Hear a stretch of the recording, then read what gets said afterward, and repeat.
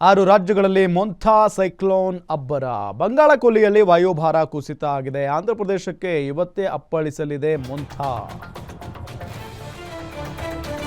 6 ರಾಜ್ಯಗಳಲ್ಲಿ ಮೊಂಥಾ ಸೈಕ್ಲೋನ್ ಅಬ್ಬರ.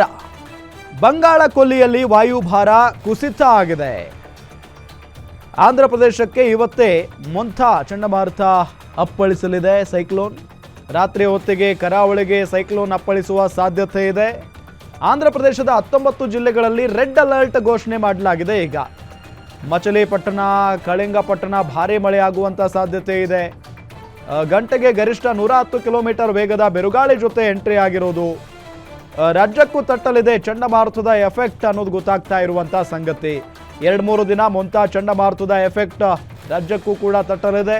ರಾಜ್ಯದ ಉತ್ತರ ಒಳನಾಡಿನಲ್ಲಿ ಭಾರೀ ಮಳೆ ಆಗುವಂಥ ಸಾಧ್ಯತೆ ಇದೆ.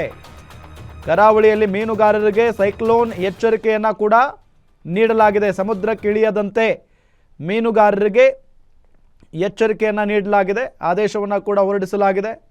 ಈ ನಿಟ್ಟಿನಲ್ಲಿ ಆಂಧ್ರ ಪ್ರದೇಶಕ್ಕೆ ಇವತ್ತೇ ಮೊಂಥಾ ಸೈಕ್ಲೋನ್ ಅಪ್ಪಳಿಸಲಿದೆ ಅನ್ನೋ ಮಾಹಿತಿ. ರಾತ್ರಿ ಹೊತ್ತಿಗೆ ಕರಾವಳಿಗೆ ಸೈಕ್ಲೋನ್ ಅಪ್ಪಳಿಸುವಂಥ ಸಾಧ್ಯತೆ ಇದೆ.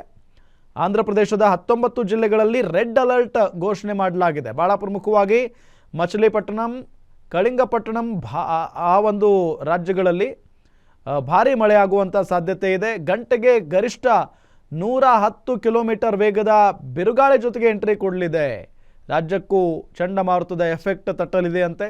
2-3 ದಿನಗಳ ಕಾಲ ಚಂಡಮಾರುತದ ಎಫೆಕ್ಟ್ ಇರುತ್ತೆ.